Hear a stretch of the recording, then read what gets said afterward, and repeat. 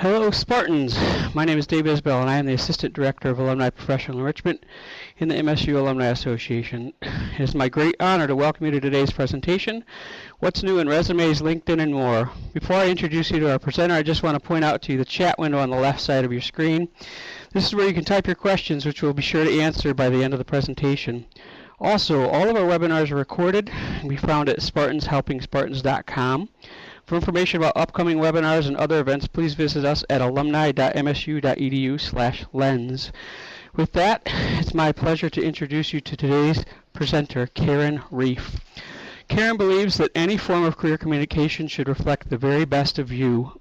As a strategist, Karen specializes in crafting your unique career story, whether the format is resume, cover letter, personal brand statement, LinkedIn profile, career biography, interview talking points, or more. She also specializes in coaching you to be completely confident, whether it's interviewing, negotiating, preparing for a meet and greet, or how to express your unique value in a sentence or two. Her credentials include Academy Certified Resume Writer, Master Career Counselor, Certified Job and Career Transition Coach, Global Career Development Facilitator, Licensed Professional Counselor, and published author and blogger. Karen takes the time to uncover your strengths, personality, accomplishments, and goals, and transform them into tools for your career management toolkit. She provides products and services designed to help you get the interview, get found on LinkedIn, easily communicate in interviews, and help you clarify your personal brand and unique value to recruiters and employers. Karen offers a wide range of services for all motivated job seekers at any stage in their career, newly graduated, mid-career transition, returning to work, or career change. Having been a highly successful career management coach and strategist for over 20 years, people know Karen as inspirational, high energy, and creative. She likes to think of herself as the great connector of your dots, with the ability to translate your thoughts and words with impact and results for you. Karen received her Bachelor of Science degree from Western Michigan University and her Master's degree from Michigan State University. She's an international consultant, an avid runner, bicyclist, cross-country skier, and fitness junkie. With that, I'd like to welcome Karen Reiff. Thanks for being here, Karen. Thanks, Dave. I appreciate that. Welcome, everybody. I'm pretty excited to give you this webinar. If you tuned in last week, you heard a webinar on career management skills. Today, we're going to get into the nitty-gritty of career communications. So let's get started. Today's webinar is going to include a big talk on career communications. That's kind of what every careerist talks about in terms of written communications to promote a job seeker. Written communications, career communications take a lot of different forms. And so savvy professionals who are managing their careers, and I hope that's all of you, really must know all the different types of forms. As I said last week when we talked about career management, all career communications start and end with the questions, who are you and what can you do for me? If you don't know who you are, and you don't know what you can offer an employer, for example, it's really hard to promote and market yourself in the very best way. Today's readers, as you probably know, have very short attention spans. Recruiters, employers, everybody has short attention spans, and everybody's really, really busy. What sets apart career communications today as opposed to 5, 10, 20 years ago is it's not really a tell me world anymore, it's more of a sell me world. So sell me, don't tell me is really the mantra.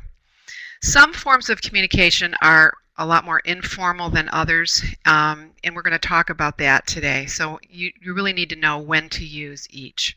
There's 6 takeaways for today's webinar, and you can see them on the slide. We're going to talk about the importance of understanding and documenting your achievements. We're going to talk about how people find you. We're going to talk about modern resumes versus something that may be more traditional, maybe something that you used in the past, along with modern cover letters and e-notes. And we're going to dive deep into a complete LinkedIn profile, what that looks like, and writing tips and protocols for using LinkedIn. And also the importance of career stories, career biographies, and even brand statements. So let's talk a little bit about achievements, accomplishments, successes, and strengths.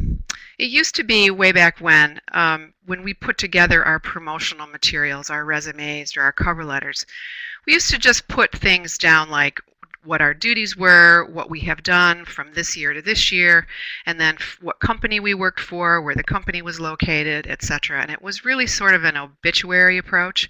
This is where I work, this is what I do, this is another place where I've worked, and this is what I did there. That really does not work today.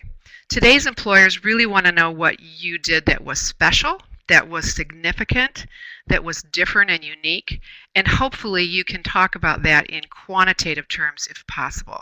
It's important for you to be able to prove what you say by giving examples. So that's really, really an important point I'd like to make. Anybody can tell. It's a lot harder to sell, right? I can tell you I'm a team player. I can tell you I have extremely good communication skills, but I need to prove it to you because that's really where employers want you to be at this point. So it's really important, and I think if you tuned in last week, you heard me say this as well. It's important to catalog and document the things you've done, the things that make you unique, your achievements, your accomplishments. Ideally, you can use numbers. How much money did you save? How much money did you make? How many people did you present a workshop to,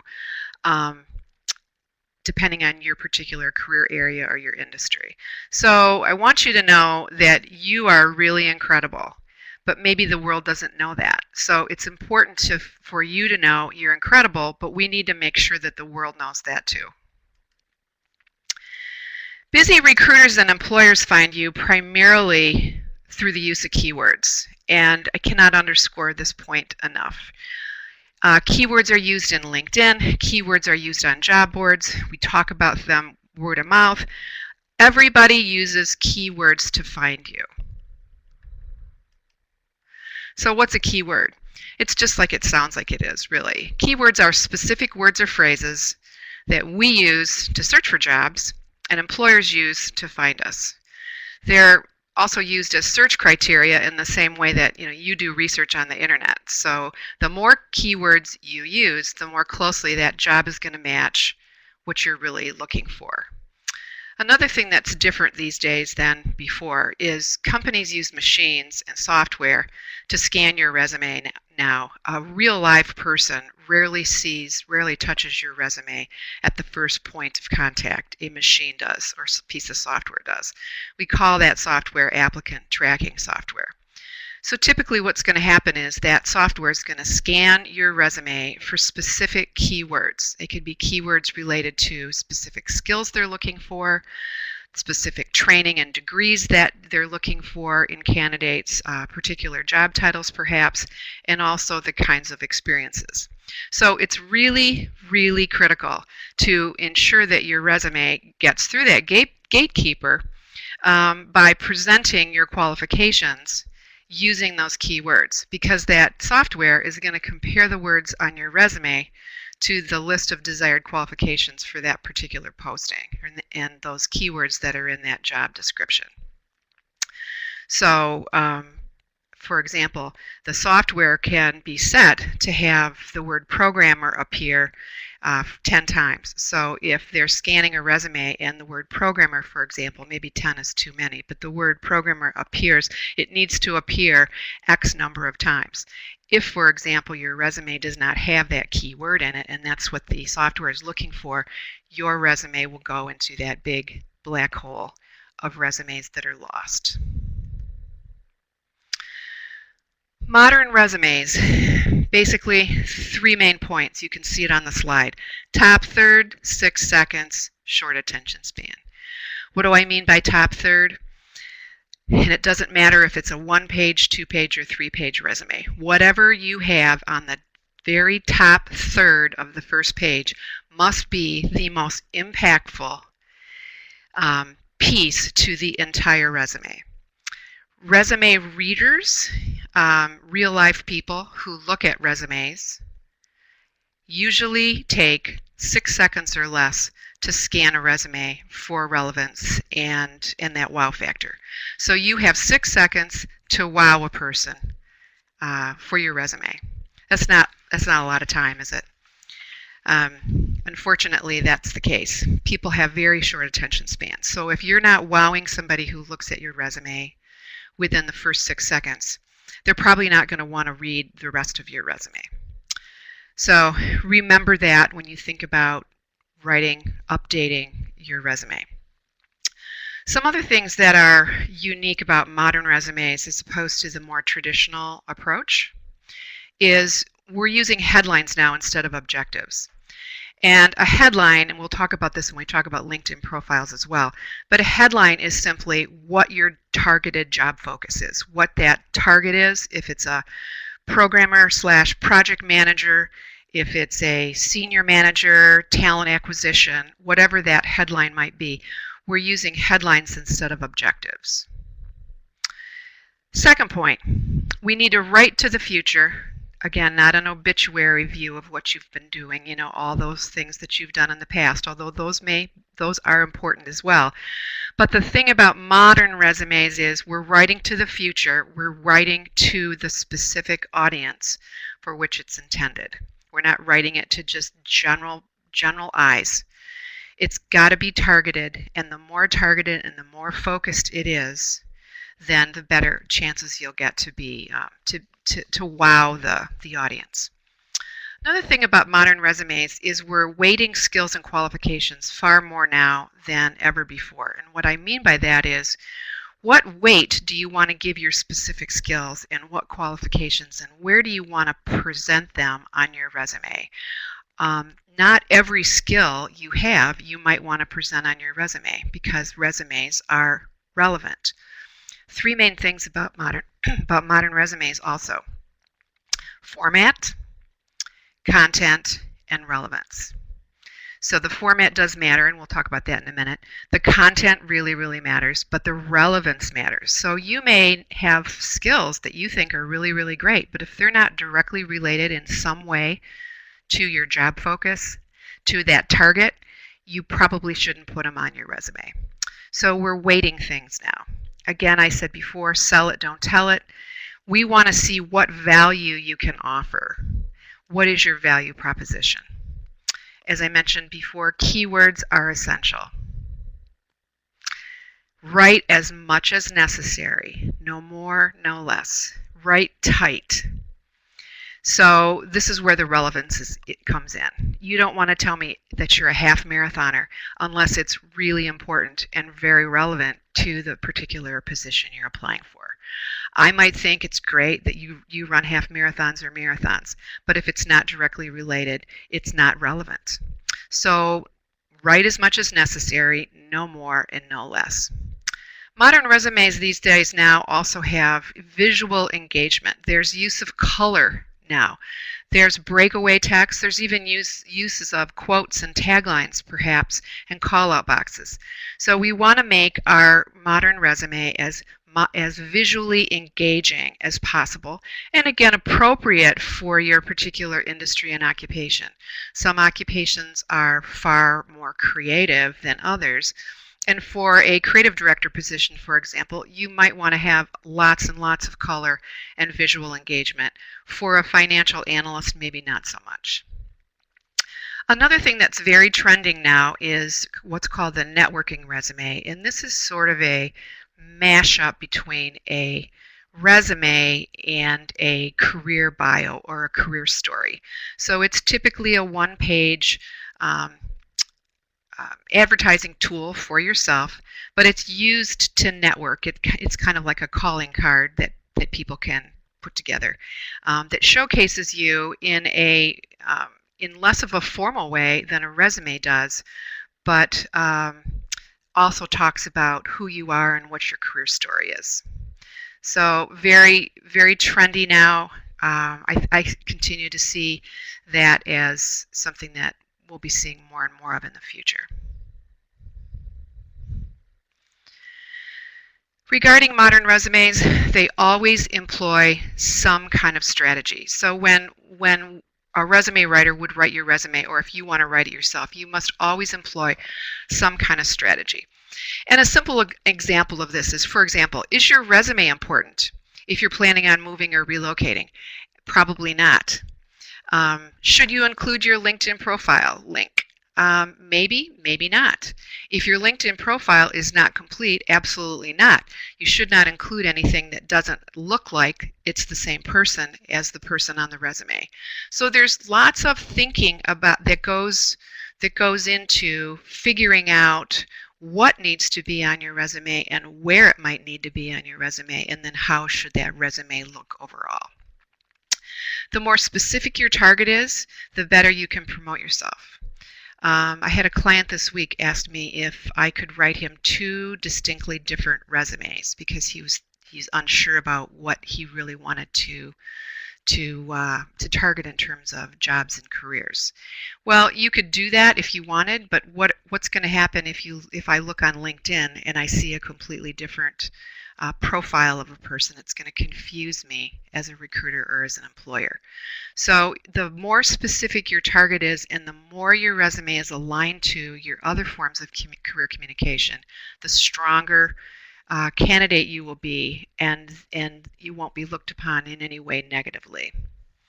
Modern resumes are usually done in Word, and also an applicant tracking system supported plain text format. When I do resumes for people, I always provide them with Word versions and plain text formats.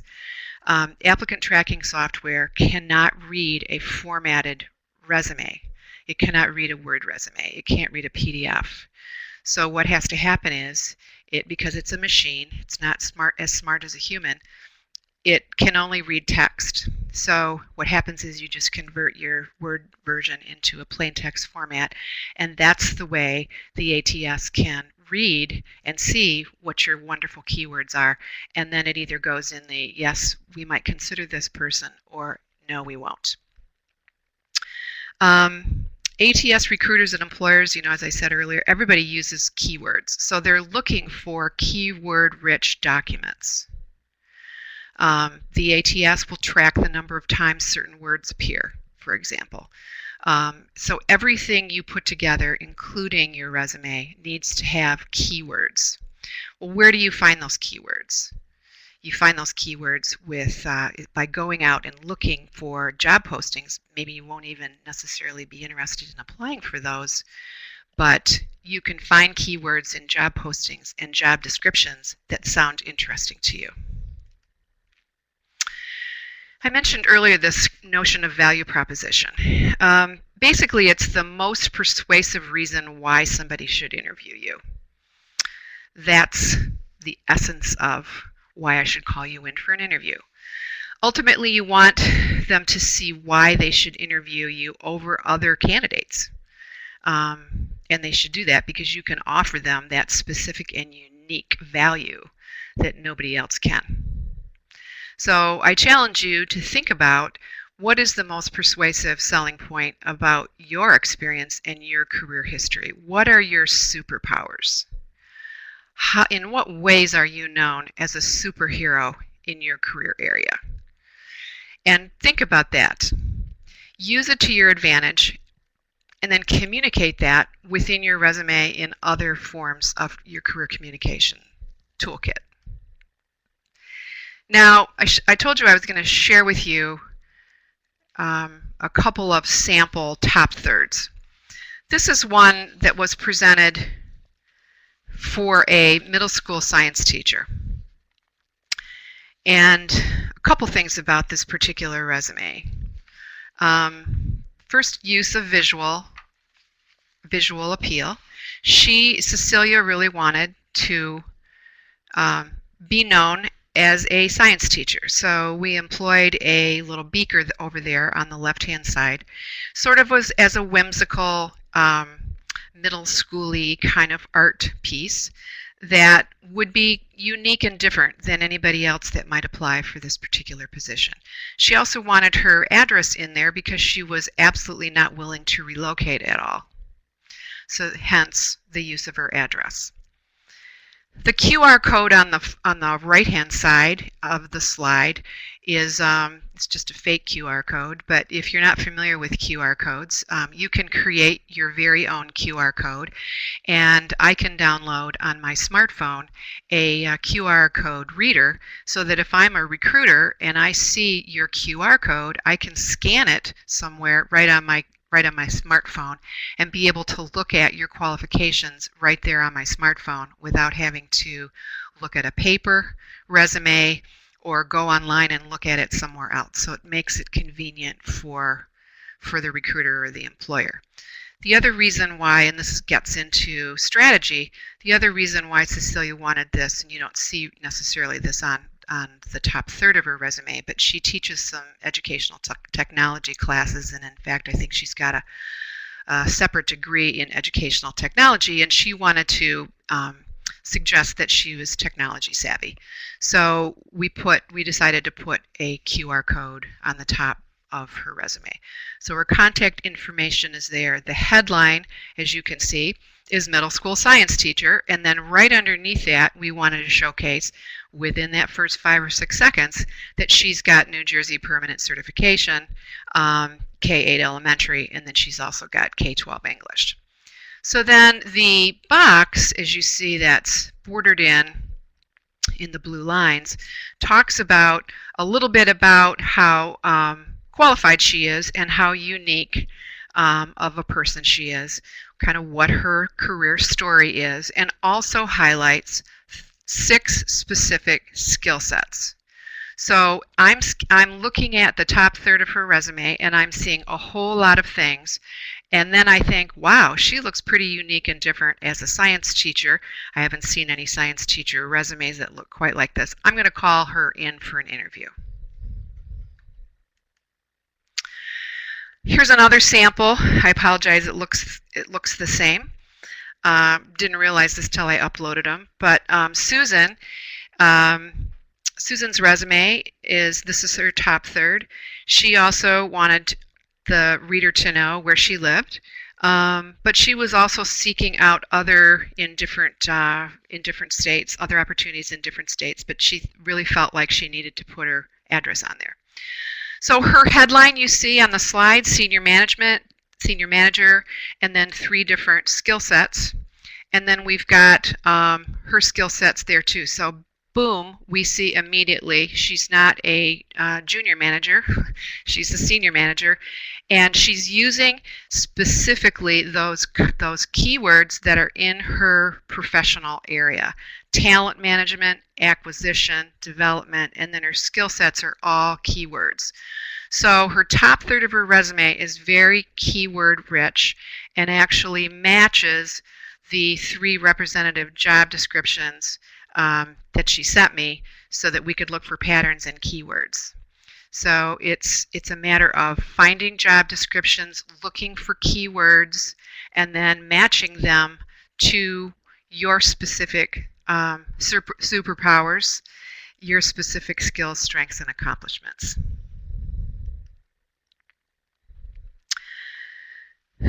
So I know that was a very quick tutorial on kind of the modern and how that differs, but let's move ahead now and go to modern cover letters and e-notes.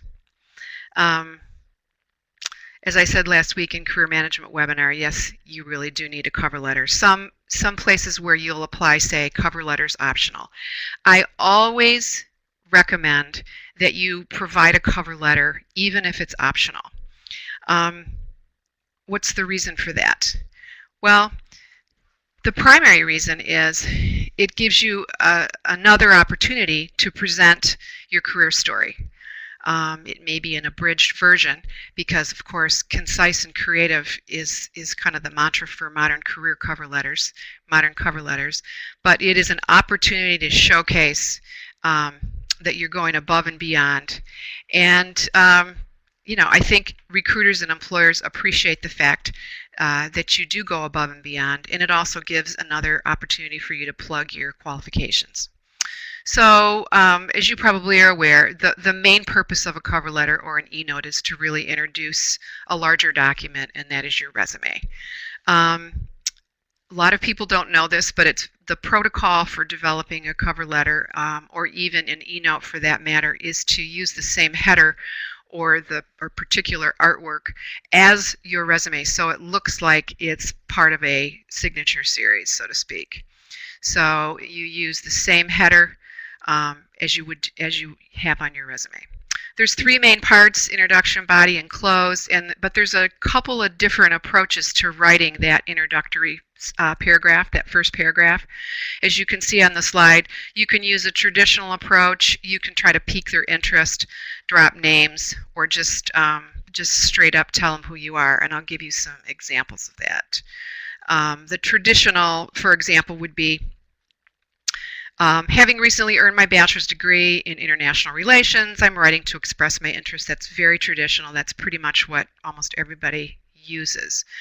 But if you want to be a little bit more creative, you can write something like this. With a 15-year history of never missing a construction project deadline, I have proven skills and a track record that can benefit your company.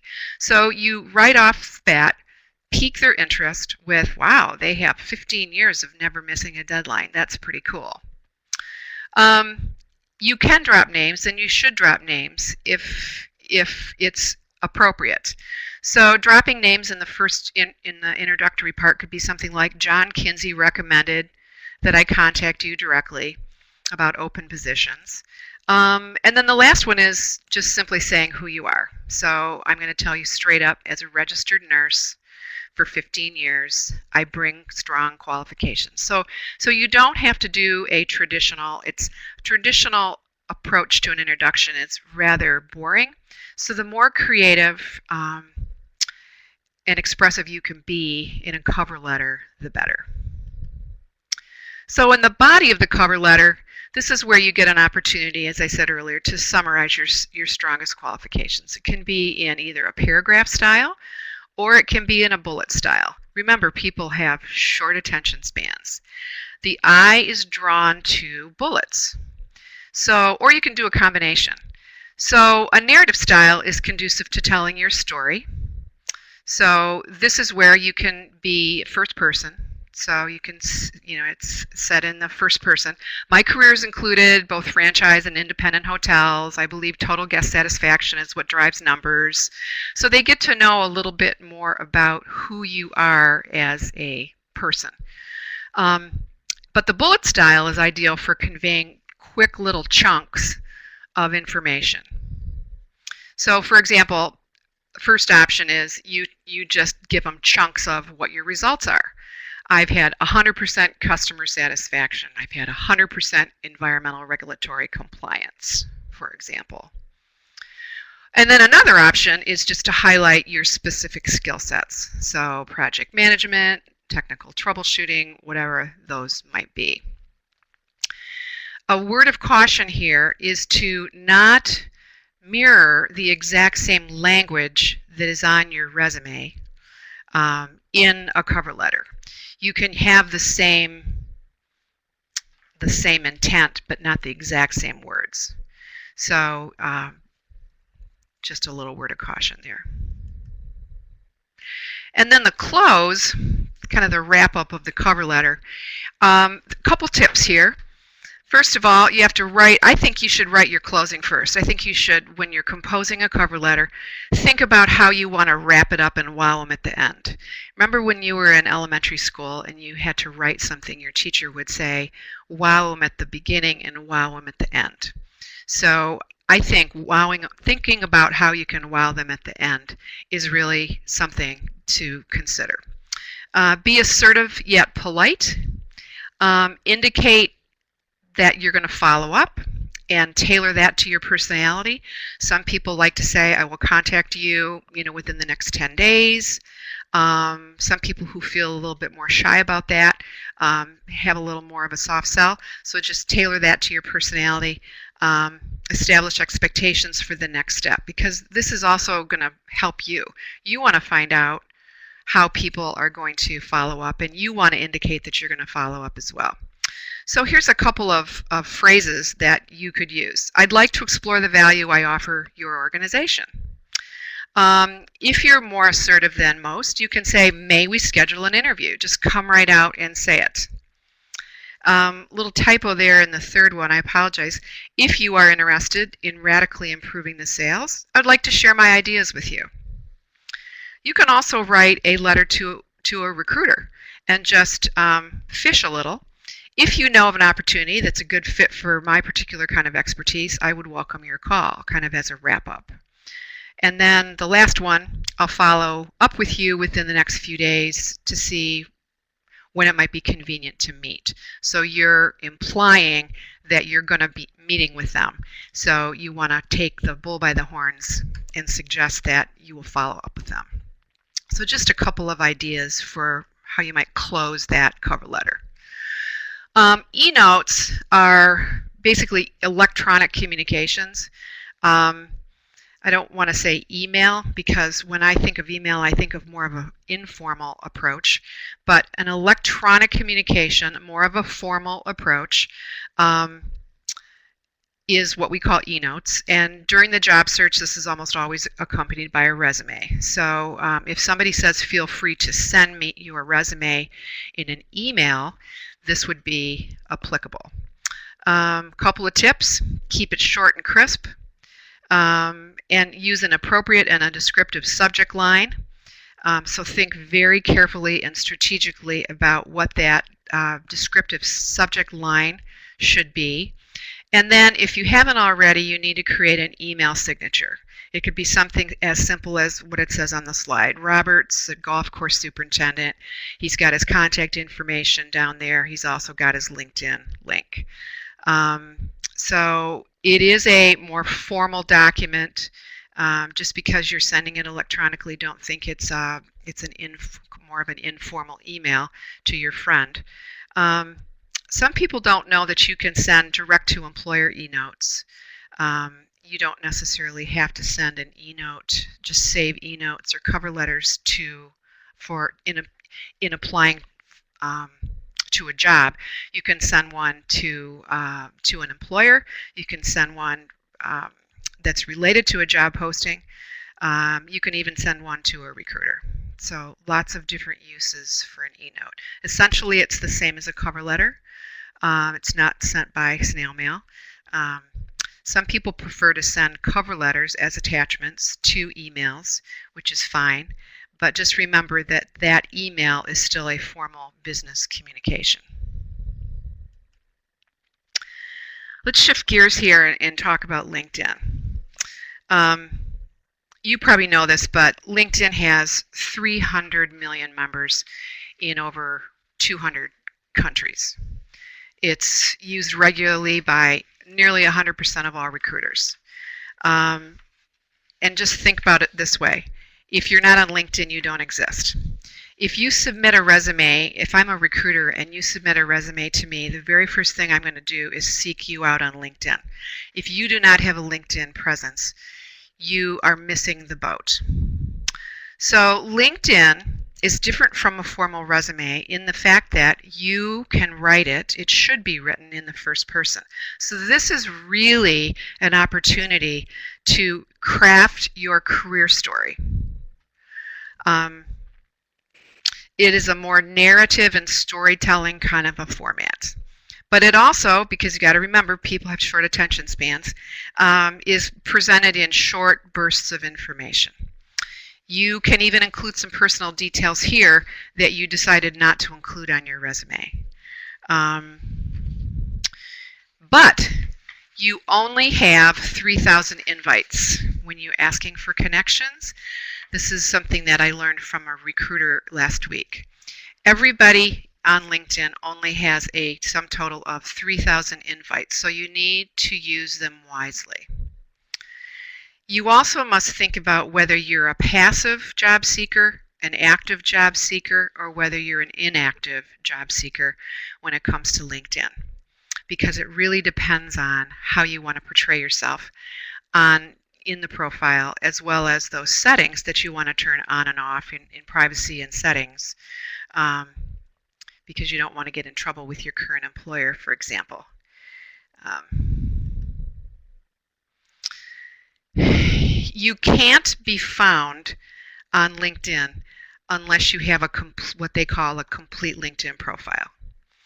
So on the slide, we have the things that are considered a complete LinkedIn profile. First of all, you have to have a picture. So those of you who don't have a picture don't technically have a complete LinkedIn profile. Recruiters don't want to look at your profile if you don't have a picture. So make sure that you have a good professional looking headshot. Make sure you have your name and have your headline underneath your name. When I say headline, I don't mean a job title, your current job title, because you know what? You are not your job title. So when I see people that say they're a project manager at XYZ construction company, that doesn't really tell me much about you, because a project manager may mean 85 things to 85 different people. So what I would strongly encourage you to do is, for your headline, make sure that you have either a tagline, something that people will stand up and take notice of, or a specific set of skills. So, and this is again where you can use your keywords. So implement your keywords, make your LinkedIn profile keyword rich by putting skill sets, particular keywords that you want to be known for, underneath your name as your headline. The summary, your experience, your work experience, your skills list, because did you know that you could add up to 50 skills yourself, and then any kind of extras that you might find valuable. Publications, do you blog, do you want to add specific white papers that you may like and want to share with other people? Do you have volunteer experience? That kind of a thing. You also need to have recommendations. Recruiters don't look at endorsements. They're nice to have, but recruiters don't look at them. Recruiters only look at your recommendations. So be sure you start asking people for recommendations on LinkedIn as well. In terms of the headline, you get 120 characters. So you can really add more than you might think you could add for your headline. So use your imagination. There's no right way to write a headline, but make it something meaningful and memorable. And as I suggested earlier, I like skill sets. The summary, which I've seen some people just regurgitate what they've got on their resume, the summary you can have up to 2,000 characters. So this is an opportunity where you can paint a picture of who you are, why you got into the work you did, for example, if you think that's important. Communicate your interests, your passions, whether you walk on water. Talk to me about what your story is, why you are doing what you're doing, how passionate you are about that, what your significant achievements and accomplishments have been. This is really your great opportunity to talk to me and sell me about why you're a superhero. Again, you can use those keywords. So you weave in keywords into your narrative, or you can even put them in as a bulleted list at the end of your summary, however you want to do that. But use those 2,000 characters.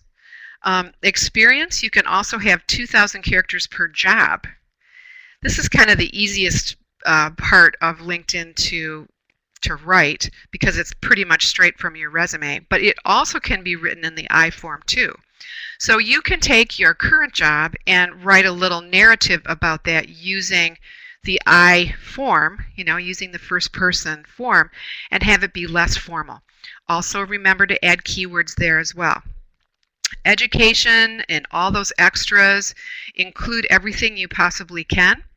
For those of you who might not want to put the year you graduated from Michigan State or another university, you don't have to include dates when you put your education down. So if you're trying to disguise your age, you don't have to put the date of graduation in there.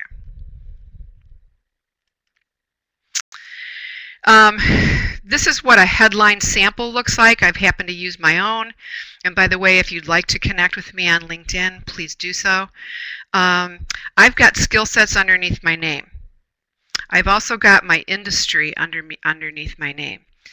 This is also a strategic thing for you to keep in mind too. You don't necessarily have to pick the one that most represents what you are doing. Certain industries have a whole lot more connections than others. The healthcare industry has I think, 7 million connections. So choose your industry wisely as well.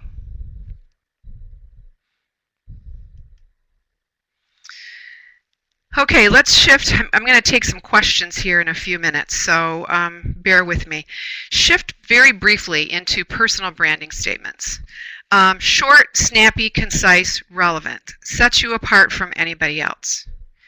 A branding statement is not necessarily a pitch, but it could be used in the same manner. It's just short and snappy.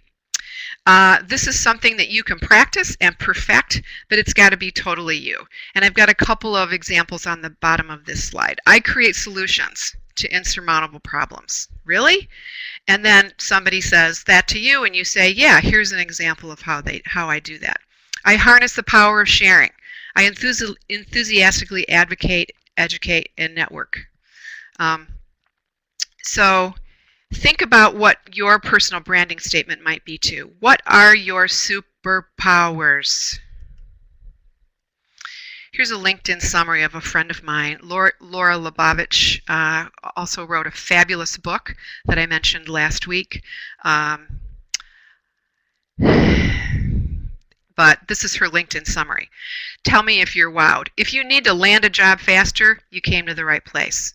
As a passionate job search coach and former recruiter insider. So this is what I mean for a wow LinkedIn summary. Somebody who you want to say, wow, I want to get to know this person. I want to contact her. I want to connect with her. That's what I mean by telling your story, using keywords, but also getting to know kind of who she is, what her personality is. She worked at Walt Disney World. Who wouldn't want to get to know who she is? Executive bios and networking resumes, I think I mentioned this earlier. It's just a quick snapshot of your accomplishments and your unique value proposition that you can pass out to your network if you're at a networking event. If somebody knows somebody at a company that you want to network with, this is just something that you could put together. Something short, visually engaging, and benefit loaded.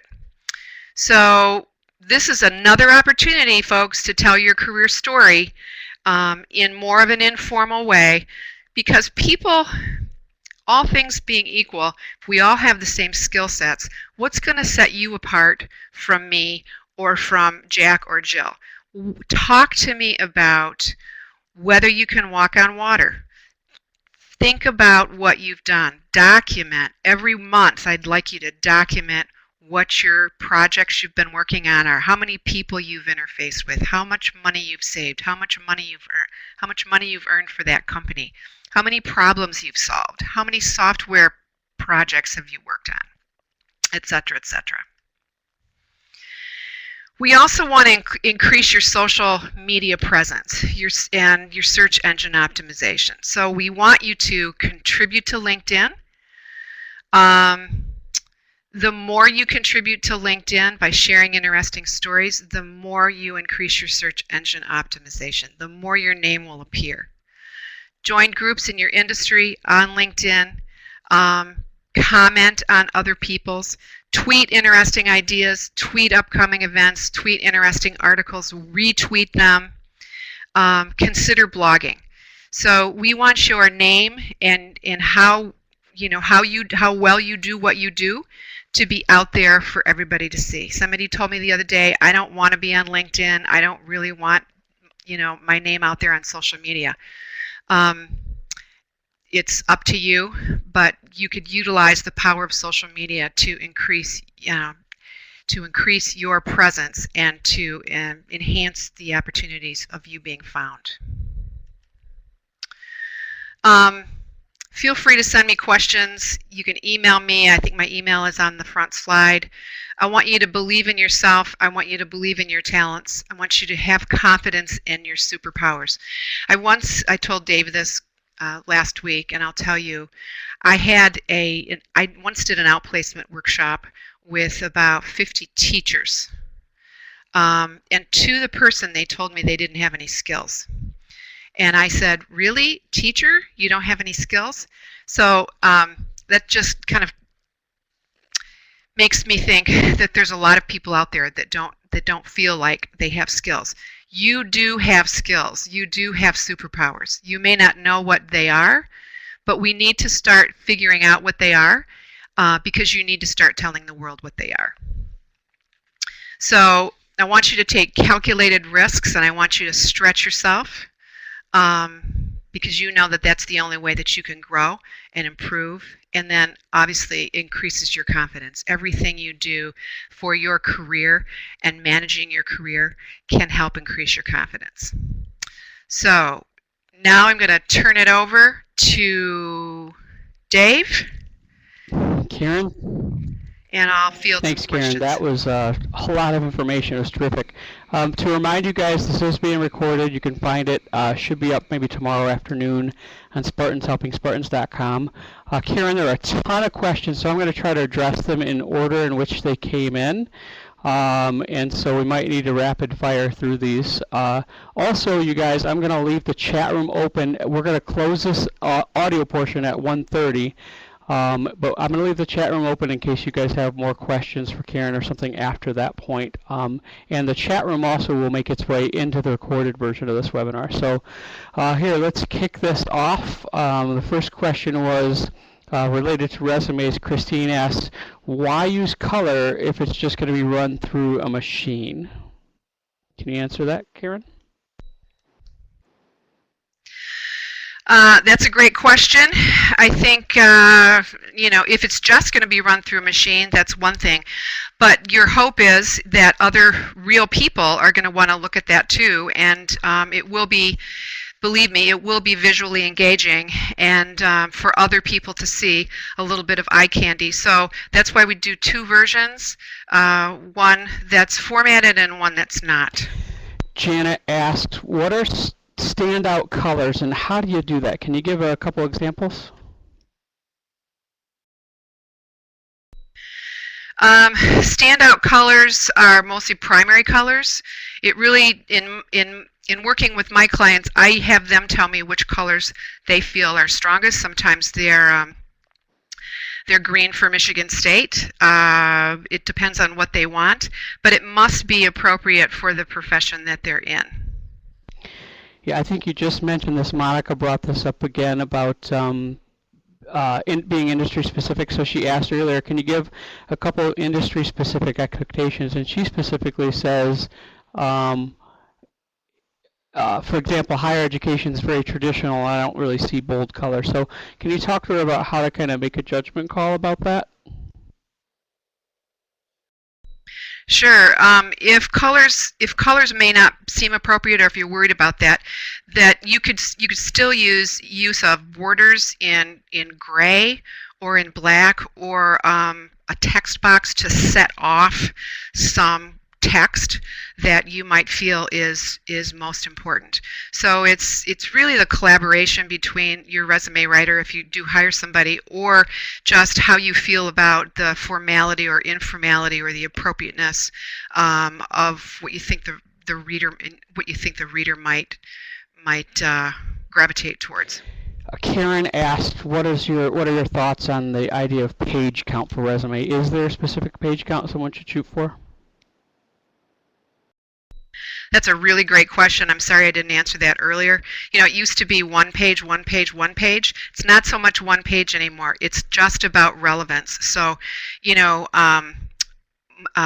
less is more. If you can put it on one page, that's great. If not, if you have enough relevant information to the specific job that you're applying for or that you're targeting, then to me, if it's 1.5 pages or 2 pages or whatever, it's all about the relevance. And we don't worry about the number of pages anymore, particularly because if it's run through that ATS software, ATS doesn't care how much content there is. Leah asks, any good apps or programs to create a text-based resume? Can you give some thoughts about using some kind of app or a program? Oh boy, my only guidance on that is do not use a template. Please do not use a template. Word has templates. When I see resumes that have templates, it's problematic for a couple of different reasons. the main reason, and probably the most important, is that if I have a different version than you do, or if a recruiter or an employer has a different version than you do, and it gets scrambled, then I'm not seeing your best work. So I highly recommend that you either just completely start from scratch, or or just not use a template. Please don't use templates. I see that you guys still have questions rolling in, and I'm going to definitely make sure to get in those later questions. So I'm still trying to do these kind of in order of appearance, so bear with me. So you probably spoke to this already. I'm sure you already answered her question, but can you clarify a little further about examples of the difference between objective and headlines, and maybe a strategic reason why you would use maybe one or the other?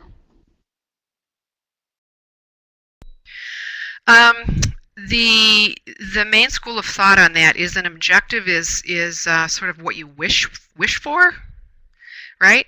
And a headline is what you say you are. And remember, folks, I'm saying you need to have that specific job targeted focus, so laser focused, right?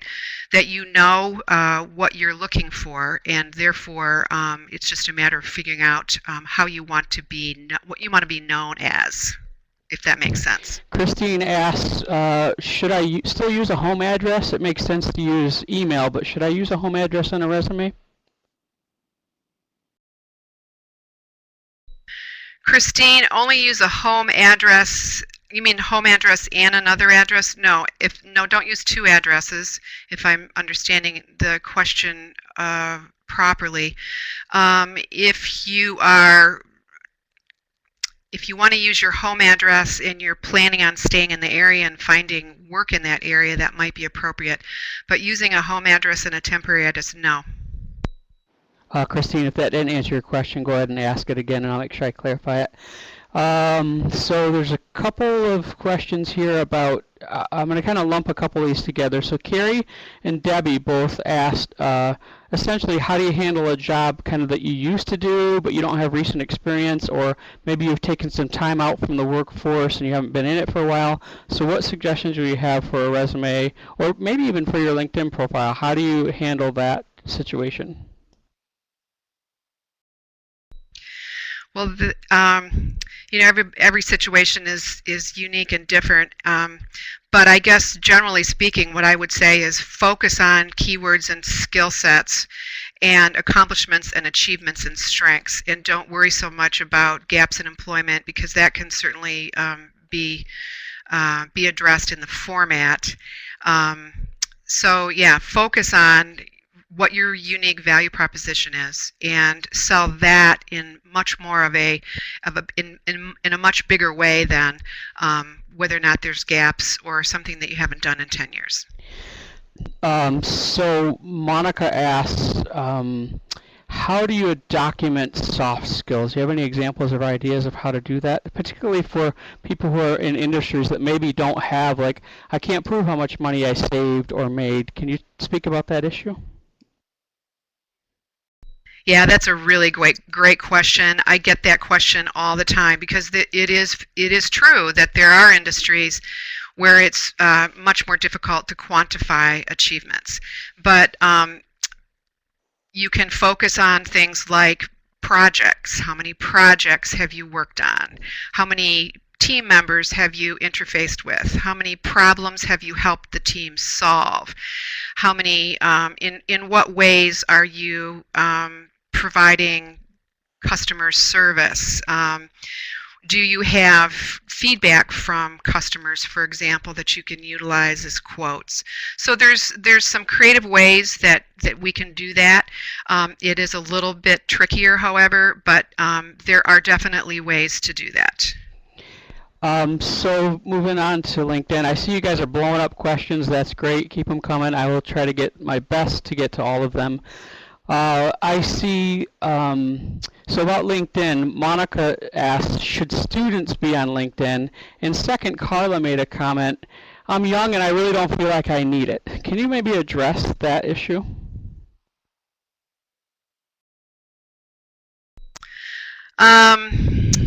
Students should definitely be on LinkedIn. If you're young and you don't need it, I guess I would want to talk with you privately about that, but because you may have your reasons. But I do think that as a professional, as a career professional, you should have some kind of presence beyond some sort of social media presence where people can find you. And I'm not just talking about Facebook.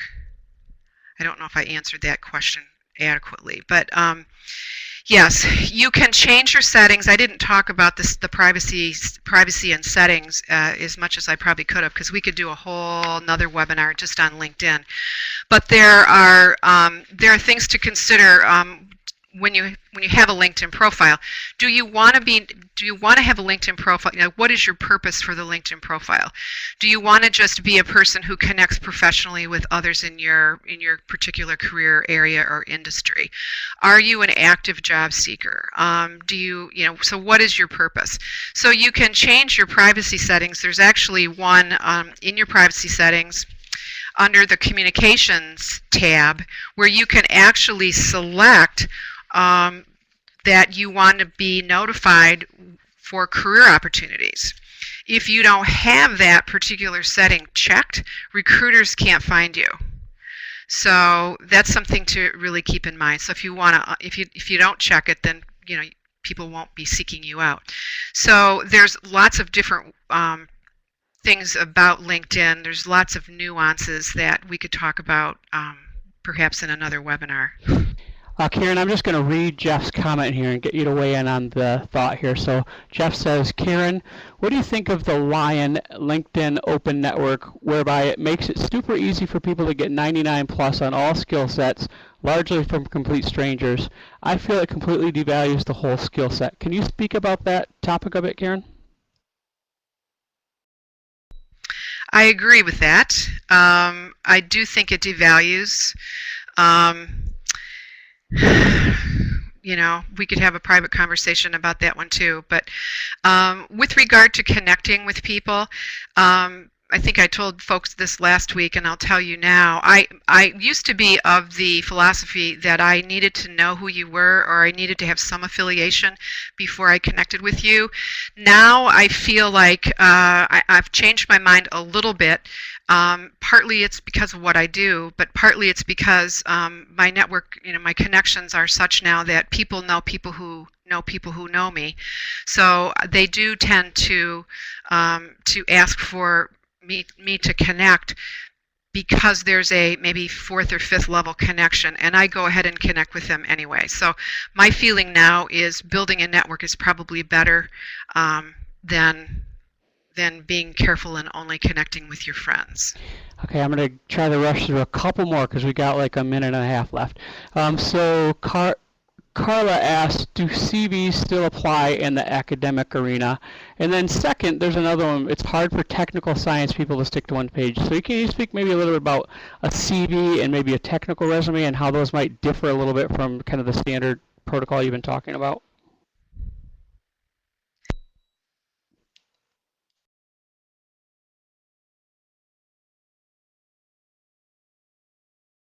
Karen, are you there still? Yes, sorry, I forgot to switch my mic. Yes, CVs in the academic world are very much alive and well. They may be a little bit shorter. A modern CV may be a little bit shorter, but I didn't talk about CVs today, but yes, they're absolutely correct. Industry, in some industries it's hard to keep to one page. That's absolutely fine. The problem with, or the challenge with some of the more technical industries, let's say IT in particular, you have to be very, very careful to avoid jargon. So just a couple more. So RB asks, what if you had a bad experience with a bad boss? How do you do your LinkedIn with that? How do you deal with that?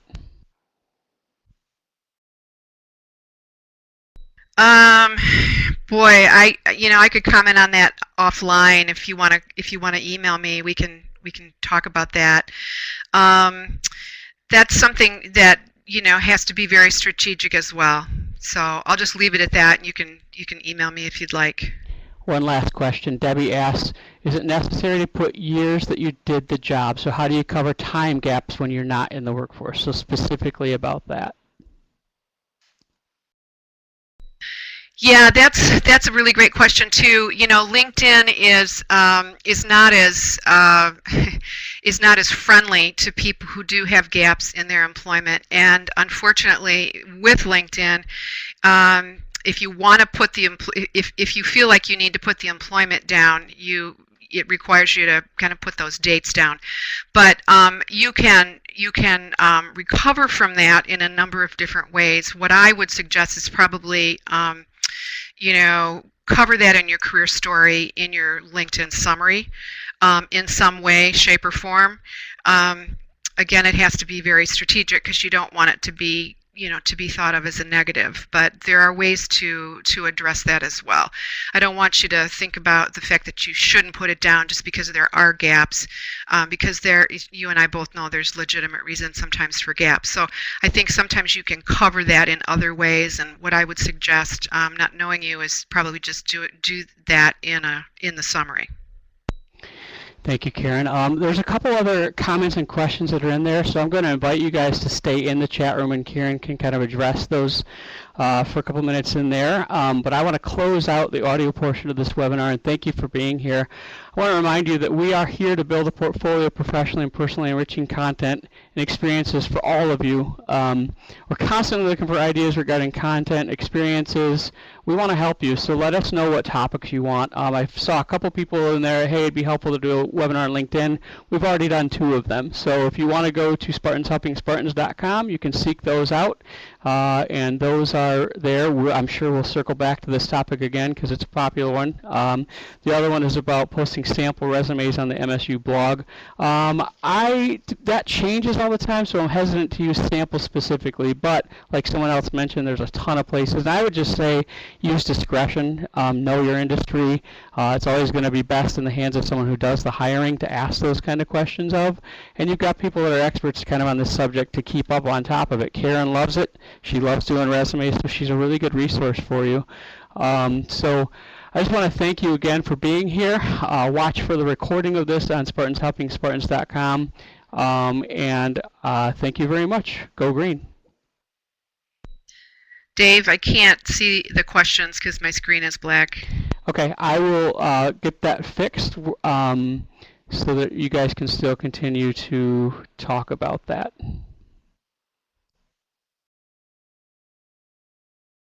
I appreciate that. So if you want to hang in there for a minute or so while Dave comes in and gets my screen back up, I'll be happy to stick around and answer your questions.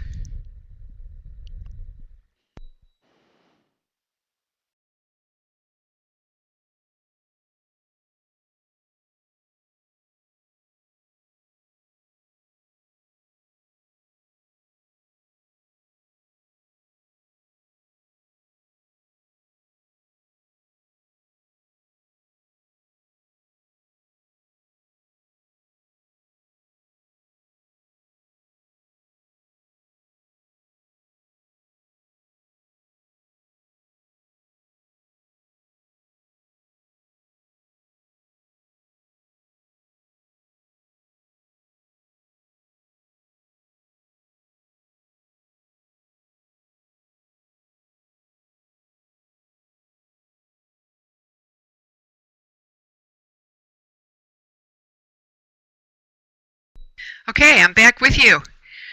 Great to have a screen again. Let's see. If your resume is going through ATS, it's all about hits. You want as many as possible. Okay. Anything different or specific for new nurses who have just graduated from nursing school? Kelly, I would say for that, strategically, probably make sure you have the graduation information right up at the very top of the, prominently on the top of the first page, first third, because they're going to need to know those certifications. How about successfully advising up to 50 students a week? I was able to retain 100. Yes. Please post samples.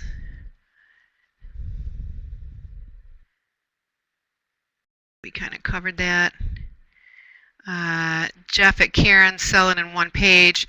Yeah, Jeff, if you can sell it in one page, that's great. Some people can't, so.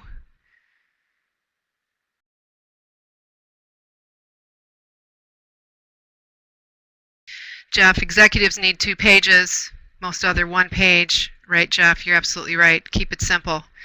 Yeah, for C-level folks and executives, oftentimes they need more than 1 page to sell their value, and that's perfectly fine.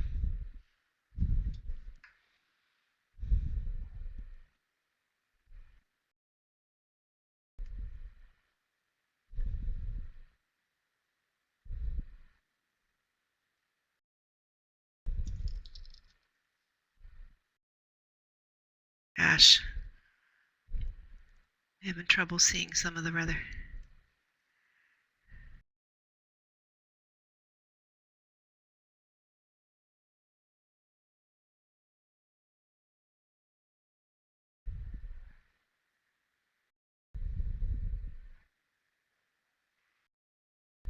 Debbie, what's the best way to present qualifications if you worked 10 years and took 10 years off? Work part-time during those 10 years.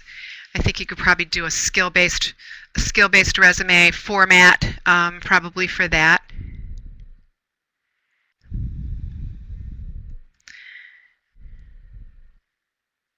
Bear with me, folks. I'm trying to deal with this crazy mouse here.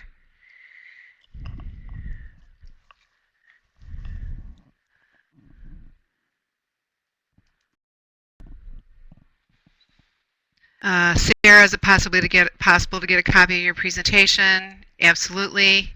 Just email me, I'll send it to you. The other thing, folks, if you'd like, I should have mentioned this earlier, but for those of you who are still hanging in there, I've got 46 accomplishment questions in a handout I can send you. I'd be more than happy to send it to you. It might help you think about your accomplishments and your strengths and your superpowers in a way that maybe something else wouldn't. What's my email? You can email me at karen@theresumestrategist.com or kjreiff@gmail. Jeff, great point. Another thing to focus on is use of strong verb tenses. Always use action verbs, action words. We don't want passive voice in any of our career communications documents. You got it, Kimberly.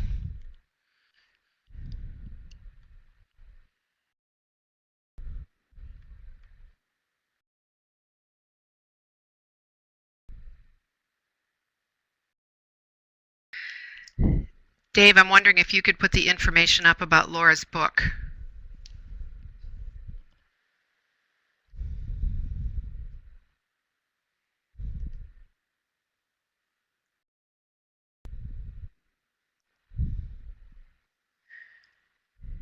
Go green, go white. Thanks everybody for listening. It's been fabulous. Please contact me if you've got any other additional questions or comments or feedback. Feel free to connect with me on LinkedIn, but don't take the lazy person's way out and just click the connect button. Please write me just a tiny little personal note. I'd be happy to connect with you.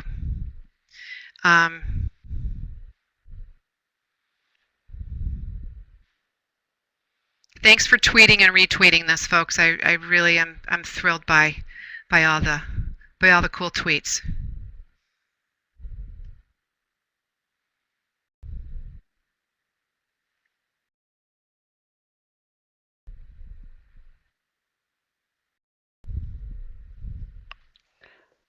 It looks like we are 10 minutes over time. It looks like Karen got all your questions, so I'm just going to go ahead and close this out with a hearty go green. Thanks for being here.